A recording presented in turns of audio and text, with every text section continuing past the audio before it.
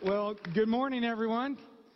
I'm thrilled to be here for the next 3 weeks as we talk about kids. And first of all, I want you to just raise your hand if you ever had a parent. All right. Yeah, that's great. Hey, were you like me, where you thought your parents actually knew what they were doing?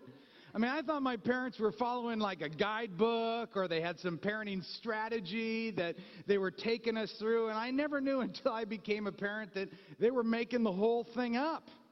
Okay? Raise your hand if you are a parent.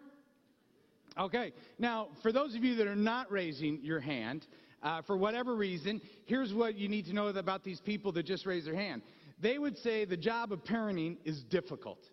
Now, if you are a single parent, you would exchange difficult for impossible. And if you are a single parent, let me just say to you that you are one of my heroes in life. I don't know how you do it. It's the most difficult job in the world, and as a single parent, you are my hero. Now, there are empty nesters around us. Empty nesters, raise your hand, because you are laughing at all of us right now, aren't you? Yeah.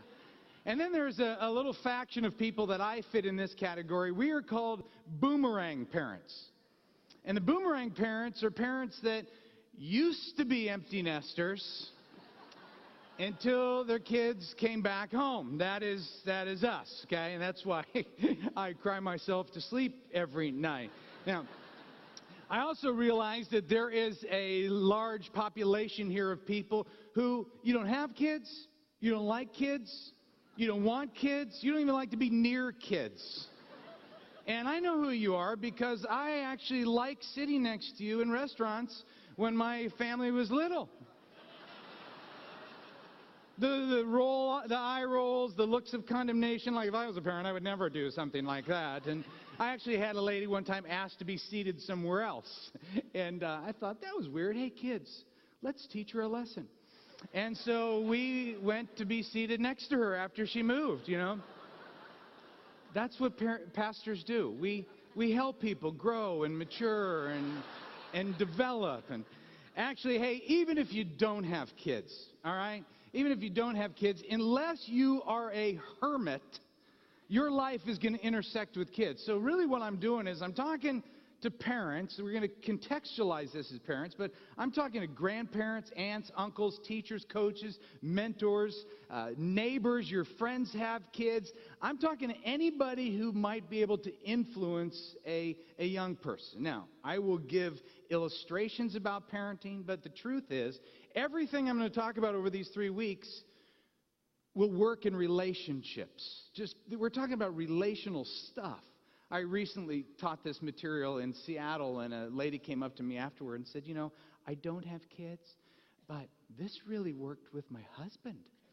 Okay?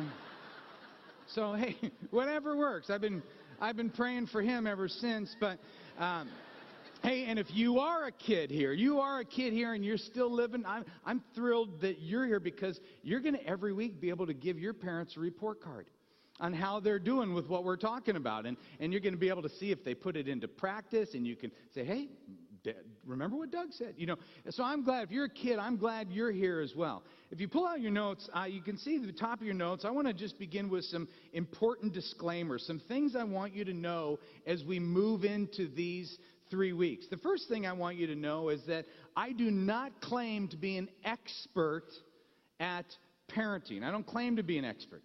Okay? I used to be an expert, and then we actually had kids. Okay? And then when my kids became teenagers, I moved into the category of the dumbest human on the planet. Okay? Now, while I may not be an expert, I am a veteran parent. I have 3 kids, 25, 22, 19 years old. They're all doing very well in the foster care system. So I'm not an expert. Second disclaimer that I want you to know is what I lack in experience as a parent, I actually make up as what I would actually call myself a youth expert. For 30 years of my life, I've been working with kids. I've been writing to kids and parents and youth workers. I've been researching and studying kids. As a matter of fact, when I was first married, working with kids, that was our primary form of birth control. Okay, we just, like, we don't want to bring another one into this world. And then my wife would get that look like, I think it's time to try. And then I'd just take her to McDonald's Playland. Okay, just, watch the naked kid run throwing his diaper. So I say, okay, yeah, let's don't do that. All right, but I do study youth and youth culture, and so I would say that I've got some helpful things there. Third disclaimer is that I just want to let you know, a lot of people do this when they talk about parenting. I'm not going to bash culture. Okay, we already know how bad culture is and the goofy things that are in culture, and people like to talk about parenting and give these scare tactics and, show you Miley Cyrus on a wrecking ball and say, this could be your kid. I'm not going to do that, all right? I think hope tactics are more helpful, and I really want to help you with this. And the fourth disclaimer is, I'm not going to be talking to Christians. And some of you are like, Doug, did you not take your medication today? Do you not know where you are? And yeah, I know exactly where I am. Here's who I'm talking to. People. Okay? I'm talking to parents, grandparents, aunts, uncles, teachers, coaches, mentors, those of you that impact kids' lives. And I realize some of you are fully devoted followers of Jesus Christ. You have set the course of your life to follow Him and His ways. And I know there are others of you, the only time you even talk about Jesus is when you're golfing. Okay, and everybody in between. So whether you are Jesus Jr., I'm thrilled you're here. Or whether you are investigating the teachings and the person of Jesus, I'm glad you're here. What I'm trying to say to you is, for the next 3 weeks, this is going to be a really safe place to bring people. Anybody who cares about kids, bring them, because we're going to get them some help.